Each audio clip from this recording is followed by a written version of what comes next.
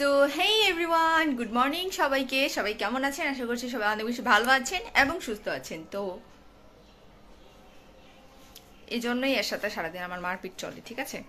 তো যাই হোক, আজকের ব্লগটা শুরু করছি। এখন বাজে দুপুর 12:30 এখন থেকে। তো এখন হচ্ছে মা রান্না বান্না করবে। আমাদের মোটামুটি অন্যান্য অনেক কাজ শেষ। পাপা ট্রিপ গিয়েছে ছাদে।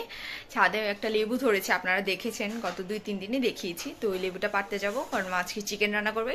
চিকেন দিয়ে নিজের বাসার ছাদে লেবু খাবো। তো চলেন নিয়ে আসি লেবুটা। তো এই তো এখানে যাওয়ার সময় দেখলাম যে চিকেন সাজিয়ে রেখেছে মা, চিকেনগুলোকে রান্না করবে। তো ভাবলাম একটু দেখাই। এগুলোকে ক্লিন করে রেখেছে, তো রান্না বসালে তো আবার দেখাবো। আগে গিয়ে লেবুটা নিয়ে আসি, চলেন। তো এখানে আমি মাকে বললাম যে মা চলো আমার সাথে ছাদে চলো, আমরা একসাথে গিয়ে লেবুটা আনি, মজা হবে। মা বলছে চুল আঁচড়ে নেই। মা যদি স্নান করে পূজা দিয়ে দিয়েছে। আর এই যে দেখেন, গতকালকে তো বৃষ্টি, বিশাল বৃষ্টি ছিল। তো সমস্ত কাপড় চোপড় ধুয়ে এগুলোকে ওয়াশরুমে রেখে দিয়েছিলাম, জল ঝরার পরে ঘরের ভিতরে দিয়েছি আর কি। এই হচ্ছে অবস্থা। এই যে সব এগুলা, আবার বাইরের বারান্দায়ও কিছু আছে। যাই হোক, আরও কাপড় জমে গিয়েছে। আসলে বাচ্চাদের ঘরে এমনটাই হয়, প্রচুর কাপড় চোপড় জমে যায়। তো এখন চলে যাচ্ছি ছাদে, চলেন সবাই।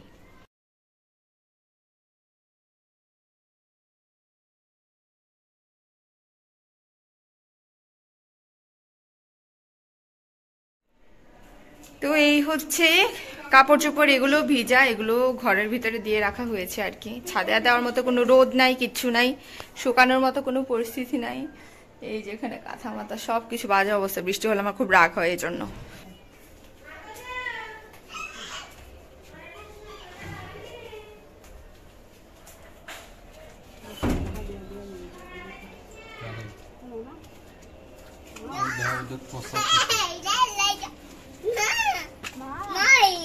কি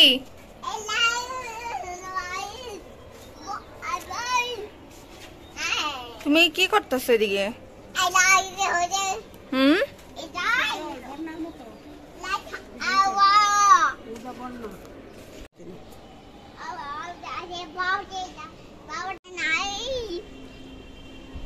ঠিক দেখো তো এটা কি? মিয়াও। এটা কি? এটা কি মিয়াও?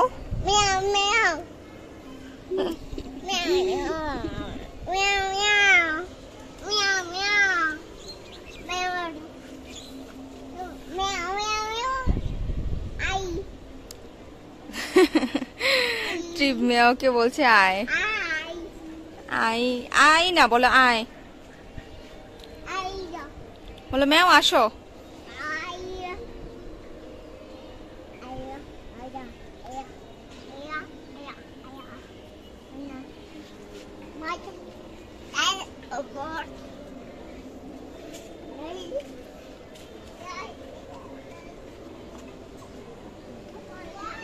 এখানে হচ্ছে আমাদের বের হওয়ার রাস্তায় প্রচুর পানি জমে গিয়েছে।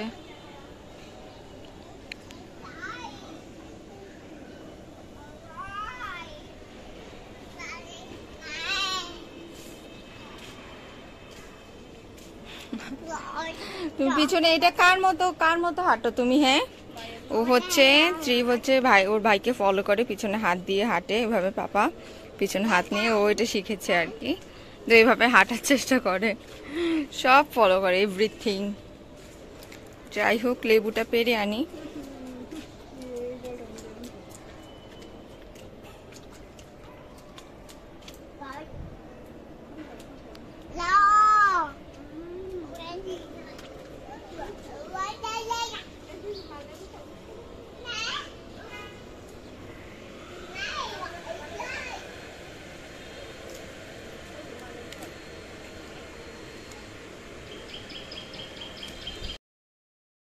তো এই তো এখানে লেবুটাকে পেরে নিলাম, আরও 2টা লেবু আছে, মা ওগুলোকে দেখাচ্ছে। আর এখানে একটা মেহেদি গাছ আছে, আমি আপনাদেরকে আগেও দেখিয়েছি। মেহেদির পাতা পেরে নিয়ে আমি অনেক সময় প্যাক বানিয়ে চুলে দিই।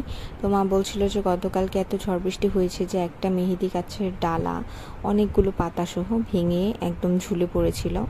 তো সেজন্য মা হচ্ছে কেটে ফেলে দিয়েছে ওটা পাতাগুলো রাখেনি। মা আসলে জানতো না মেহেদি পাতা যে আমি নিই। তো যাই হোক, ফেলে দিয়েছে, সেটাই বলছিল। আর এখানে কচি কচি কয়েকটা ঢ্যাঁড়স এসেছে, খুব ভাল লাগে দেখতে। আর মা বলছিল যে এই গাছটা একটু দেখা, তারের মধ্যে কি সুন্দর বেরিয়েছে। তো খুব ভালো লাগছিল দেখতে। আর বৃষ্টির পরে তো গাছপালা দেখতে এমনিও খুব ভালো লাগে, খুব সতেজ লাগে আর সবুজ লাগে, ক্লিন থাকে। তো খুব ভালো লাগছিল আসলে।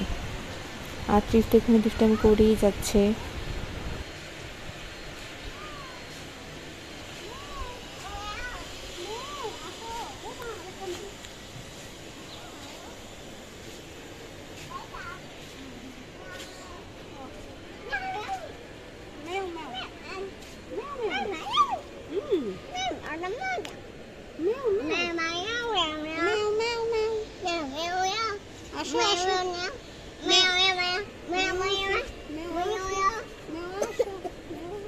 এখানে হাই দাও তো ট্রিপ, ট্রিপ হাই, এই যে এখানে হাই, হাই দাও। বিড়ালকে হাই, বিড়ালকে না, মাম্মিকে দাও। এটা নাও, এটা নাও। খাবে, খাবে।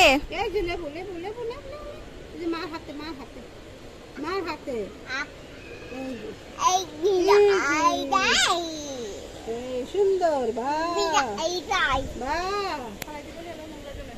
এখানে দাও, মাকে দাও।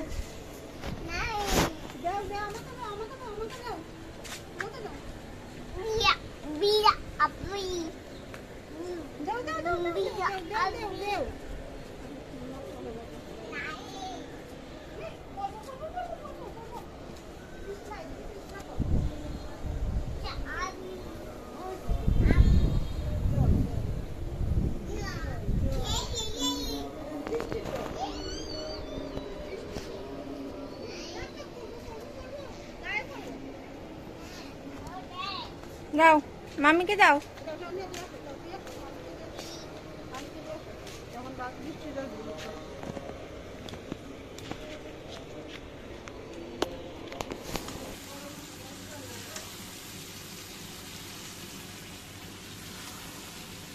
তো এরপর বাসায় এসে মোটামুটি সব কাজ ছেড়ে নিলাম। ট্রিপকে স্নান করালাম, আমি স্নান করলাম। অনেকগুলো কাপড় চোপড় জমেছিল, সবগুলো ধুলাম।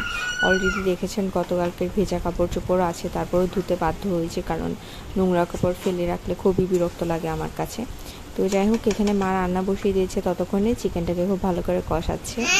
আর এখানে তো বসে খুব আমি ভাবছিলাম একটু নিয়ে যাই আপনাদের, কি সমস্যা, চলো। কিন্তু সে কি করছে দেখেন আমার সাথে। তো এই আর কি অবস্থা। কি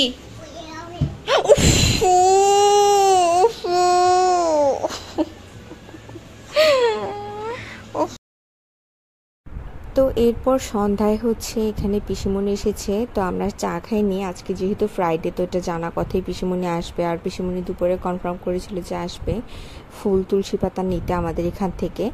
আর যেহেতু খুব বৃষ্টি ছিল, আমরা ভেবেছিলাম পিসিমণি হয়তো আসবে না, কিন্তু তারপরে এসেছে ফুল তুলসী পাতা নেবে। আর এখানে হচ্ছে ট্রিপের জন্য আম কিনে নিয়ে এসেছে অনেকগুলো। তো আমগুলো হচ্ছে আমি ভালো করে ধুয়ে টুয়ে রেখে দিচ্ছিলাম। তো অবস্থা হচ্ছে এই, ওর জন্য যে যত কিছু আনুক না কেন ও একটুও খায় না। আমগুলো খুবই ভালো ছিল, কিন্তু সে একদমই খায়নি আম, ওকে দেওয়ার পরে ফেলে দিচ্ছিল বারবার। এই হচ্ছে অবস্থা। আর হচ্ছে ওয়েদার ডিমান্ডে আমি হঠাৎ করে ভাবলাম যে, হঠাৎ না মানে গতকালকে আমার ইচ্ছে করছিল, কারণ সবাই দেখছিলাম ফেসবুকে দিয়ে দিচ্ছিল যে ঝুলা খিচুড়ি আর হচ্ছে চিকেন খাচ্ছে, মানে ল্যাটকা খিচুড়ি যেটা বলে আর কি। তো হঠাৎ করে মনে হচ্ছিল চিকেন যেহেতু আছে তাহলে একটু খিচুড়ি করে ফেলি। তো সেই মতো হচ্ছে আমটাম ধুয়ে আমি প্রিপারেশান নিলাম, সব চাল টাল নিচ্ছিলাম আর কি, একদম মেপে মেপে মেপে ল্যাটকা খিচুড়ি। আর আমি যখনই কোনো কিছু রান্না করি এই ধরনের আইটেম, আমি বেসিক্যালি রাতেই রান্না করি বেশি, কারণ আমার মনে হয় যে নেক্সট ডে ব্রেকফাস্টে ওইটা, কারণ ব্রেকফাস্টে তো আমরা অল্প অল্পই খাই, ব্রেকফাস্ট যেন হয়ে যায় সেরকমভাবে একসাথে করে নিই। তো হয়েছে কি, আমি ল্যাটকা খিচুড়ি আগে তেমন একটা খুব বেশি করিনি, একদিন করেছিলাম, তাও ভালো হয়নি। মা অনেক বকেছিল, বলছিল যে এটা হবে না তোর দ্বারা। তো বলছিলাম যে কেন হবে না, অবশ্যই হবে, 2-3 বার তো ট্রাই করতে হবে। তো যাই হোক, ঝোলা খিচুড়িটা রান্না করার জন্য আমি পোলাওর চাল, তারপরে মুগ ডাল, সিদ্ধ চালের যে ভাত হয় সেই চালটা নিয়েছিলাম, সব কিছু নিয়ে আলাদা করে রেখেছিলাম। কিন্তু আমি যখন সব কিছু ধুয়ে টুয়ে চুলায় জল বসিয়েছি তখন তো একেবারেই অবাক হয়ে গিয়েছি। যখনই হচ্ছে চুলাটাকে জ্বালাতে চাচ্ছিলাম, এখন দেখি আর চুলা জ্বলে না।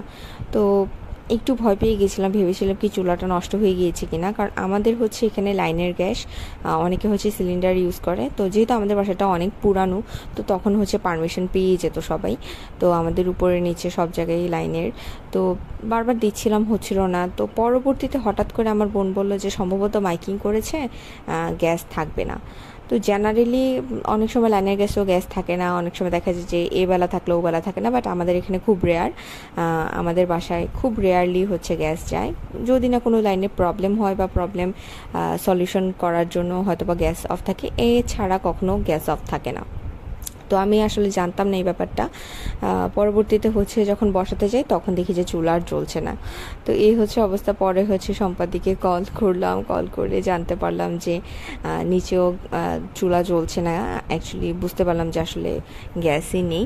তো যাই হোক, খিচুড়ি অর্ধেক রেডি করে তারপরে আর খিচুড়ি খাওয়া হয়নি। তো যাই হোক, রাতের বেলা আর আমাদের তেমন কিছুই খাওয়া হয়নি বলতে যে ভাত ছিল দুপুরের, ভাতটা একটু পরিমাণে বেশি নেওয়া হয় দুপুরে। তো দেখা যায় লাগলে রাতের বেলা রান্না করা হয়, তা না হলে অনেক সময় ওভেনে গরম করে ফেলি। আবার পাপার জন্য দেখা যায় যে অল্প একটু একদম তাজা রান্না করে দিতে হয়, কারণ পাপা ওইরকমই পছন্দ করে। তো যাই হোক, দুপুরে ভাত ছিল। আর তাছাড়া আমাদের বাসায় যেহেতু ফ্রোজেন পরোটা থাকি, তো আমি বলছিলাম যে নো ওয়ারিস, আমরা রাতের বেলা পরোটা খেয়ে নেবো এরকম। তো সম্পাদি যখন চললো যে ভাত নেই বা পরিমাণে কম, এখন ভাত রান্না করবো কীভাবে, এখানে হচ্ছে সম্পাদি এবার বিরিয়ানি দিয়ে গেল আর কি। তো যাই হোক, আলটিমেটলি সবার খুব ভালোভাবেই হয়ে গিয়েছিল রাতের ডিনার। এই হচ্ছে আমাদের গ্যাস না থাকার গল্প। আর হচ্ছে খিচুড়ি খাওয়া হলো না। এখন দেখা যাক, যেহেতু চাল আর ডালটা ধুয়ে ফেলেছি, সব ফ্রিজে রেখে দিয়েছি, পরের দিন সকালে গ্যাস আসলে রান্না করব। তো যাই হোক, তারপরে খাবার দাবার খেয়ে এখানে বসে আছি। চিফকে একটু ম্যাসাজ করে দিচ্ছি মাথাটা, যেহেতু চুল নাই, তো আমার মনেই থাকে না আসলে ওকে চুলে একটু তেল দিয়ে দেওয়া বা এরকম একটু ম্যাসাজ করে দেওয়া, কারণ মাঝে মাঝে চুলে একটু ম্যাসাজ করে দিলে বা তেল দিলে মাথাটা ঠান্ডা লাগে। তো সেরকমই হচ্ছে, আমি ভাবলাম যে ওকে একটু তাহলে তেলটা দিয়ে দিই। আর যেহেতু চুল নেই, শ্যাম্পু তেল কোনোটাই সেরকমভাবে মনে করে করা হয় না। তো আজকেই হচ্ছে শ্যাম্পুও দিয়ে দিয়েছি, আর আজকেই হচ্ছে আবার তেল দিয়ে দিচ্ছি, কারণ দেখা যাচ্ছে শ্যাম্পু না দিলে মাথা তো অবশ্যই ঘামে।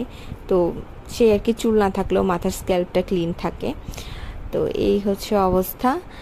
আর বাচ্চাদের তো একটু কেয়ার করতেই হয়, আর একটু বেশি কেয়ার করতে হয় বাচ্চাদের, তা না হলে ব্যাকটেরিয়া বা ছত্রাক বা যাই হোক এগুলো অ্যাটাক করে বেশি।